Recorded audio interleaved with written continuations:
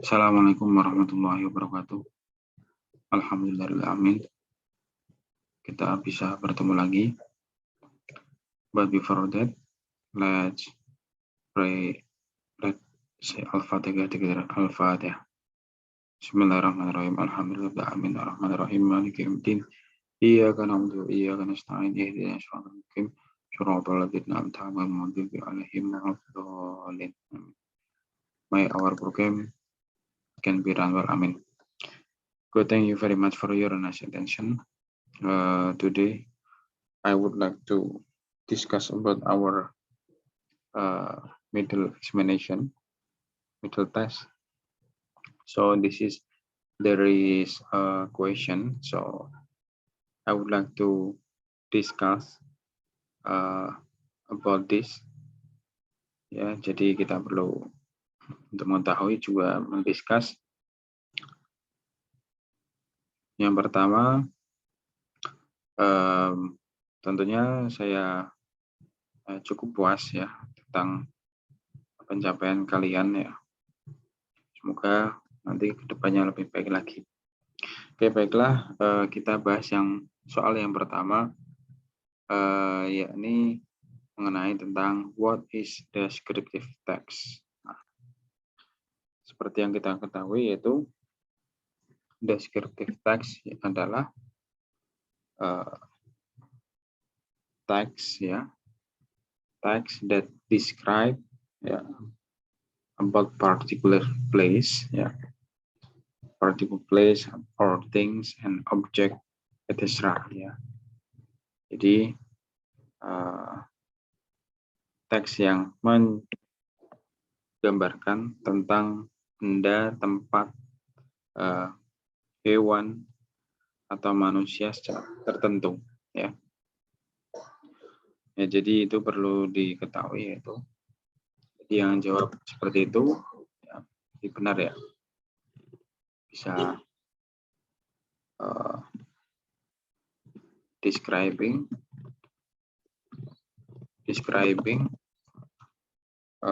about particular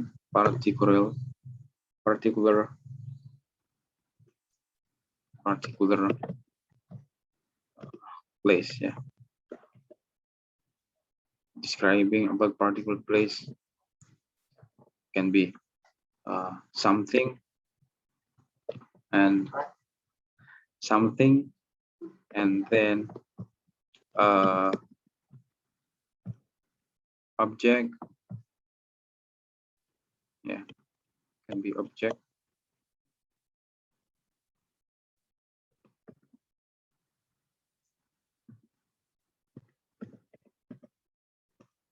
or person ya.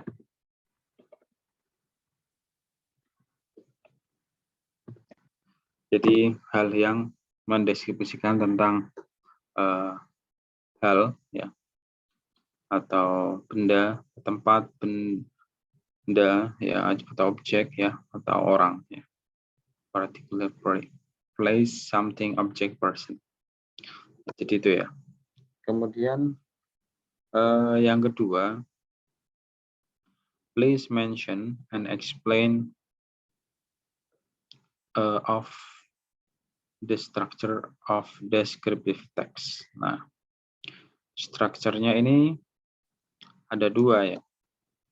Jadi struktur dalam paragraf deskriptif itu ada dua. Yang pertama yaitu dia yang pertama yaitu identification ya. Identification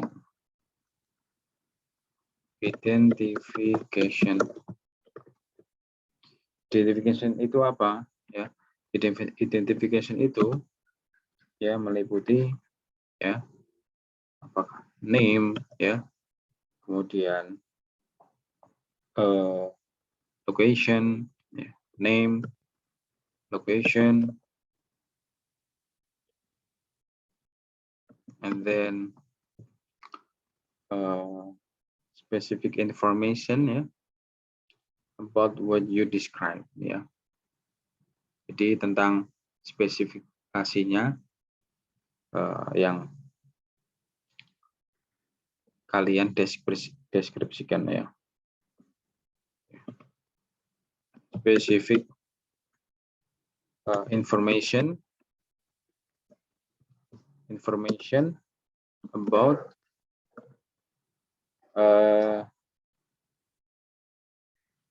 what you describe.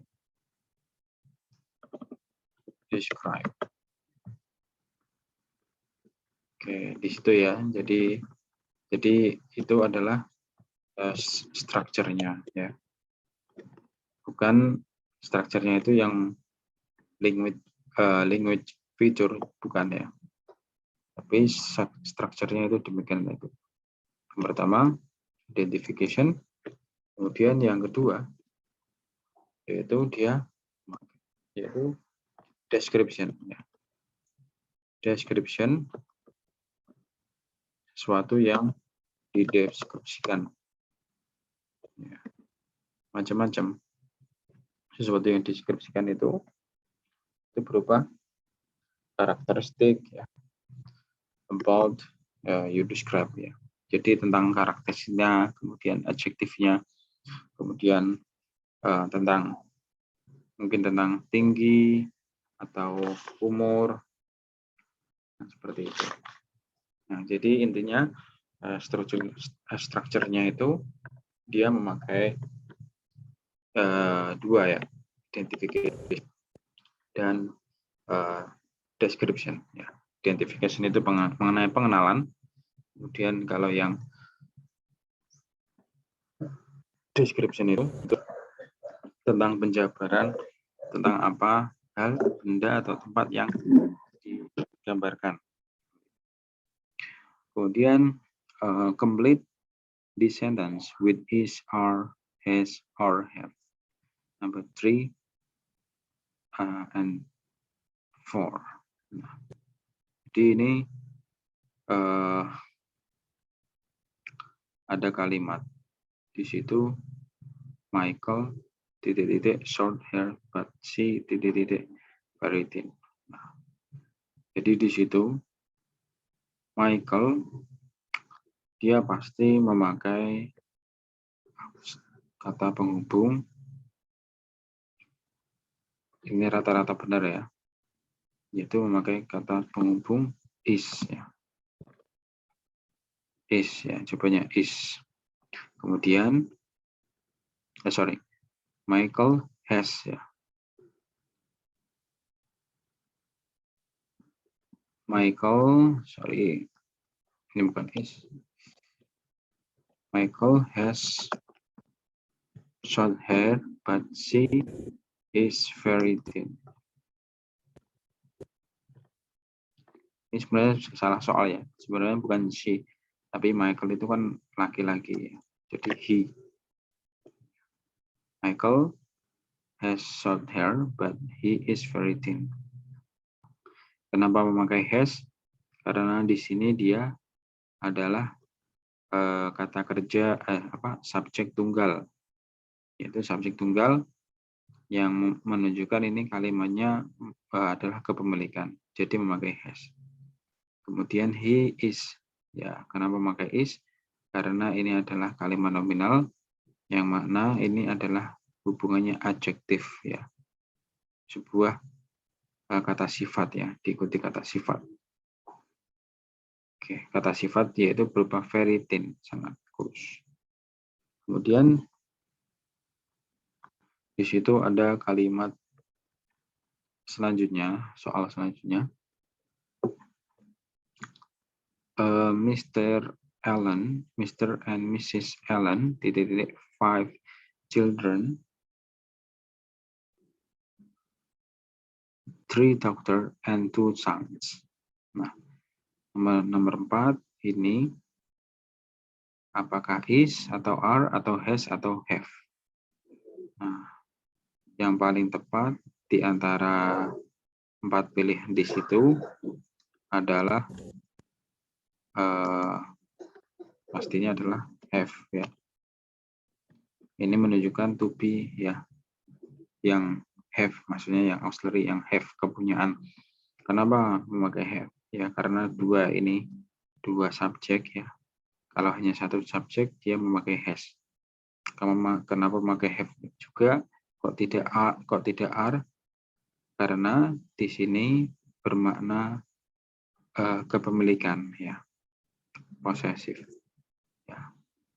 Jadi dia mempunyai makna kepemilikan. Have 5 children. Jadi kita bisa mengisi have atau are itu kita lihat dulu konteks kalimatnya seperti itu. Ya. Jadi mengerti ya. Kemudian soal nomor 5. She was born. She was born June. Nah, di sini kita disuruh untuk menambah kata pelengkap ya, conjunction-nya, yaitu berupa, ini bukan kalimat bentuknya pas, tapi kalau ini kita kasih conjunction-nya berupa in ya, in June. Oke. Jadi seperti itu. Jadi ada beberapa yang menjawab malah memakai was ya. Kalau memakai was berarti kurang tepat. Jadi seperti itu kata conjunction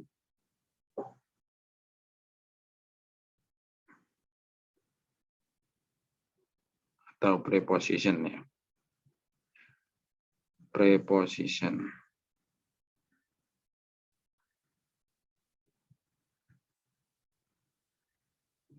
Sorry. Maksudnya adalah preposition. Yaitu di mana letak. Apakah itu di atas, di bawah? Ya, bukan conjunction ya. Kalau conjunction itu artinya kata penghubung ya. Tapi di sini adalah Pak Jenderal. Di sini adalah menerangkan tentang preposition, yaitu preposition itu apa? Yaitu kata yang memberitahu ya. Kata yang memberitahukan di mana atau kapan sesuatu berhubungan dengan sesuatu yang lain. Atau preposition yaitu a word that tells you where or when something is in relating to something else. Ya, jadi apakah itu memakai in, on, atau at ya. Jadi ini preposition ya. Jadi ada juga macam-macam preposition of time ya, preposisi mengenai waktu. Ya, jadi kalau waktu ya, I was born in 2000 misalkan. Kemudian kalau on itu biasanya dipakai untuk hari ya. On Friday. My brother is going to play basketball with his friends on the weekends atau on Saturday. Seperti itu. Kalau on itu lebih ke hari atau tanggal ya. Kemudian kalau at ya. Kalau at itu digunakan untuk yang mempunyai spesifik ya. Spesifik yaitu jam. Ya, I will see you at 5. Misalkan seperti itu. Oke, bisa ya. Oke. Lanjut, kalau sedangkan nomor 6 ya, kita lanjutkan nomor 6. Nomor 6 itu apa? Nomor 6 kita disuruh untuk mengurutkan ya, the jumbled sentence. Please arrange the jumbled word into the meaning sentence. Nah, di situ ada beberapa, kita cari dulu ya subjeknya ya. Kita cari dulu subjeknya. I want to ya. Subjeknya adalah I. Ini adalah yang tepat. I want to Garis huruf besar ya.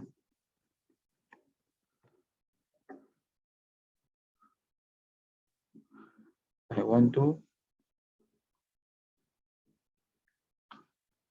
buy. I want to buy some new books. Some new books in the bookstore. In the bookstore next Saturday. Ya, next Saturday. Saya ingin membeli beberapa buku baru di toko buku Sabtu depan. Ya, jadi ini yang tepat ya. Jadi kita cari dulu subjek, kemudian verb-nya, kemudian objeknya, kemudian kita cari ke place, setelah itu ke tanggal atau harinya. Seperti itu ya. Ini ada beberapa yang saya koreksi ya. Ada yang kebalik juga, ada yang saya temukan new some books ya. Jadi yang lebih tepatnya yang ini seperti ini ya. Seperti itu. Kemudian di situ nomor 7, 5 that self has covered. Oke. Kita cari dulu artikelnya ya. Artikelnya yaitu ya. Kemudian a cupboard ya, tahu. Cupboard itu adalah apa? Cupboard artinya lemari ya. Lemari penyimpanan itu shelves ya, mempunyai beberapa rak ya. A cupboard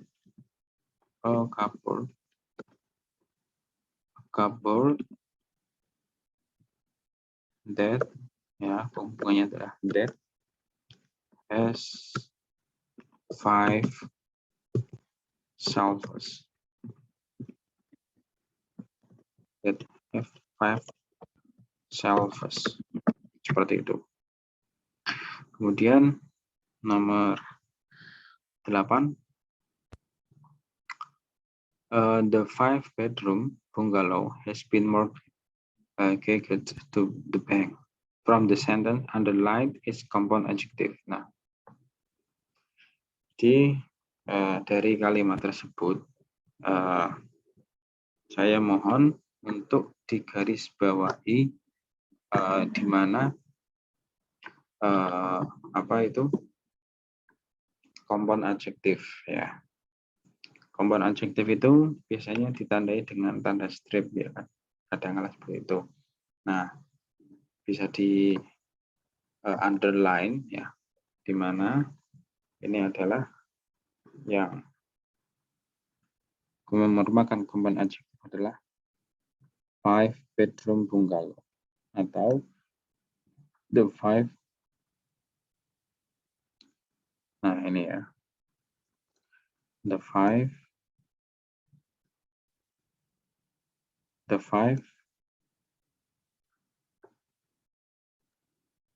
bedroom bungalow.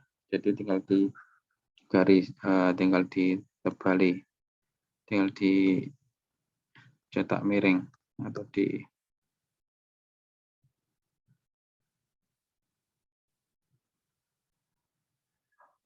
nah, ini ya.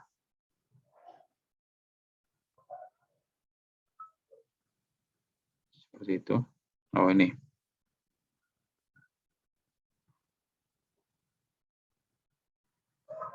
Bungalow.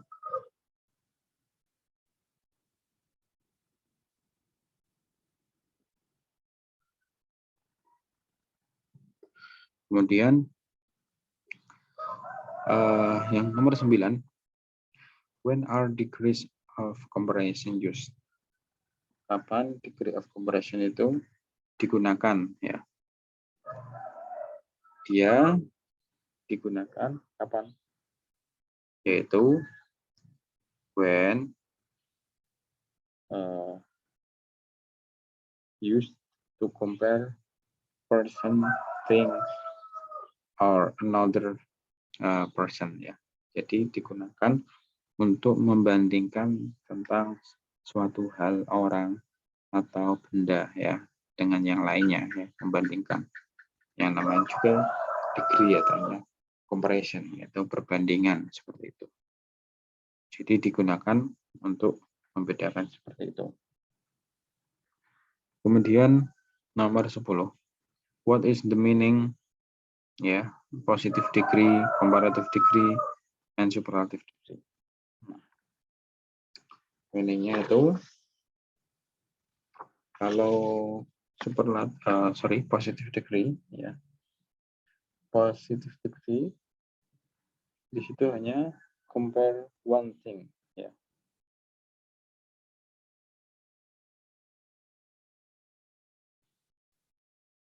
Jadi yang dikomparikan itu hanya benda satu ya. Tidak ada yang dikomparisikan ya. Jadi sejajar. Misalkan the flower is beautiful as you ya. Jadi ibaratnya kalau di perbandingan pun ya dia itu sejajar ya. Atau the flower is beautiful ya. Jadi yang namanya positive degree itu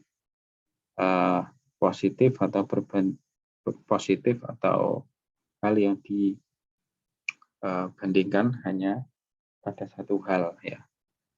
Tidak lebih atau tidak paling, jadi setara seperti itu. Kemudian kalau komparatif ya. Kalau komparatif degree yaitu that you compare ya something to something ya. Compare to something, one person or things to another things ya. Jadi bisa kalian comparekan ke dua hal ya. Dua hal itu karena bisa lebih seperti itu. Biasanya dia memakai makna lebih atau ya lebih atau di situ ya, person with adjective verbs ya. Biasanya dia memakai tambahan er, misalkan good atau tall, taller, tallest atau apa ya, big, bigger, biggest seperti itu ya. Kemudian kalau superlative degree yaitu kalian buka itu buku kalian, yaitu compare ya more than two things person with adjective verbs, yaitu membandingkan ya satu hal dengan hal yang lain dengan makna superlatif, yaitu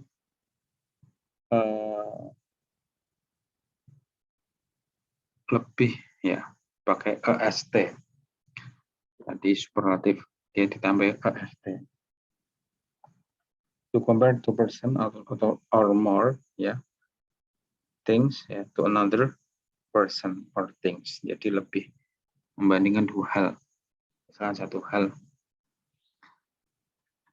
hal dengan hal yang lain. Oke, bisa dimengerti ya. Kemudian nomor 12. Give one example for positive degree, comparative degree, and superlative degree. Nah, itu bisa dibuka di buku kalian. Contohnya, misalkan itu, kalau ada yang di buku itu ya, this house ya is big across the street ya, atau misalkan the student is smart. Ya, seperti itu. Jadi tidak ada bandingannya yang lebih, yaitu setara. Kemudian kalau yang comparative degree, itu contohnya, yaitu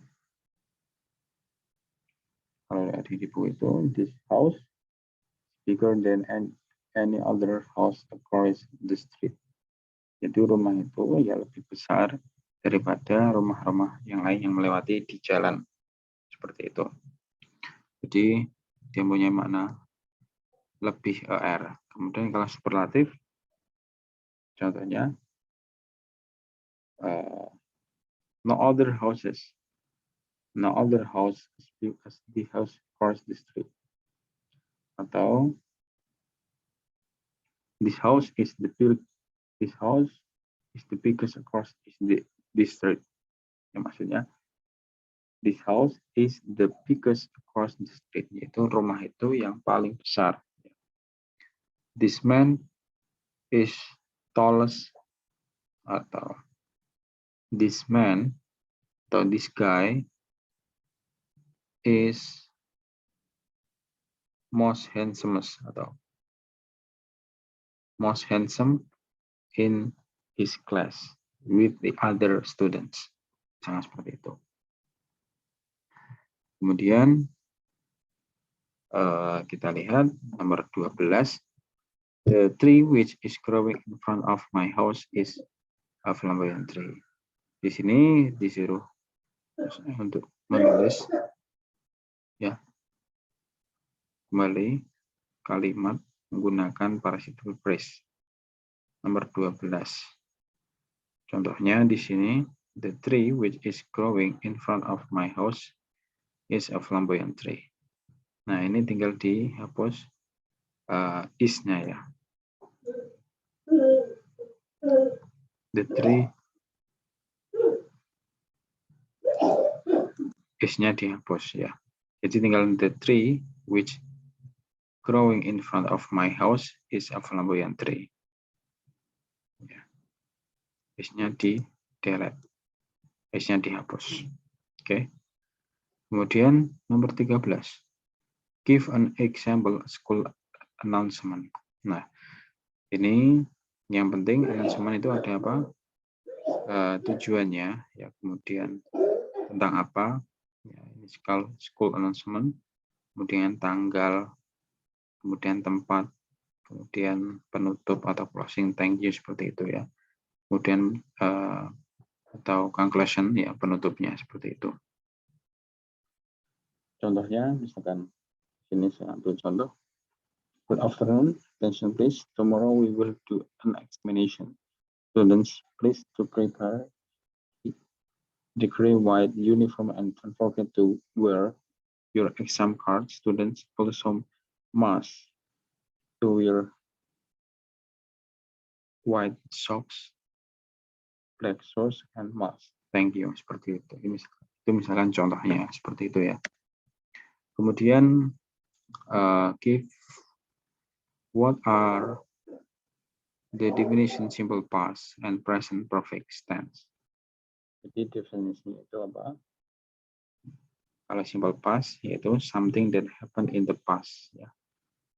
There is no connection at present. Jadi sesuatu yang terjadi di masa lampau. Ya. Dia tidak terjadi, tidak ada kaitannya dengan sekarang. And it is used verb to ya, verb 2, bentuk kedua. Contohnya, we watched television yesterday. We watched a movie yesterday. Seperti itu.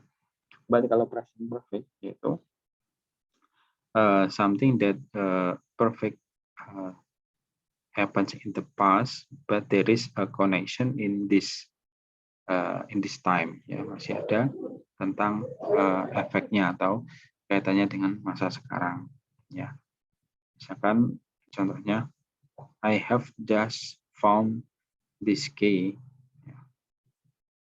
Saya baru saja menemukan kunci ini. I have been in Japan, misalkan. Saya atau I have been in Jakarta for 3 months. Saya telah di Jakarta selama 3 bulan. Masih ada kaitannya seperti itu. Kemudian nomor 4, the last number, translate.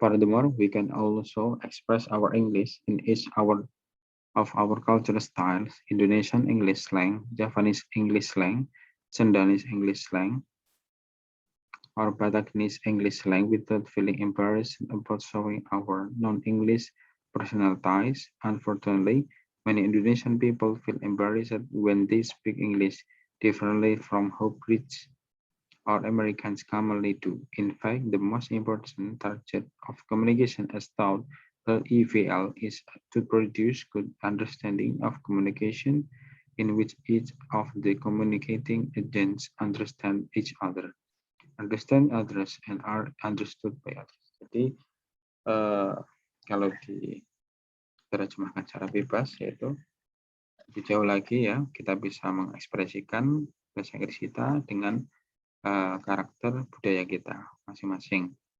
Jadi Indonesia, Inggris secara gaul ya, bahasa Jawa, Inggris gaul, Sunda, Inggris gaul, Batak, Inggris gaul ya, tanpa tanpa rasa malu tentang menunjukkan identitas non Inggris kita ya. Sayangnya ya banyak orang Indonesia yaitu malu ya untuk saat mereka berbicara bahasa Inggris berbeda dari gaya British atau Amerika ya, secara umum seperti itu. Dan faktanya hal yang terpenting target komunikasi yang kita pikirkan melewati IVL itu adalah untuk memproduksi ya pemahaman yang baik dari sebuah komunikasi yang mana komunikasi itu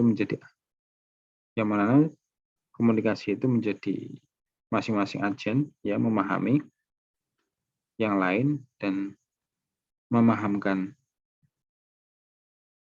yang lainnya dan bisa dipahami dengan yang lain, yaitu mengerti dengan yang lain ya. Agen-agen itu atau si pembicara itu, si speaker itu bisa transfer ya, bisa dimengerti dan bisa saling komunikatif seperti itu.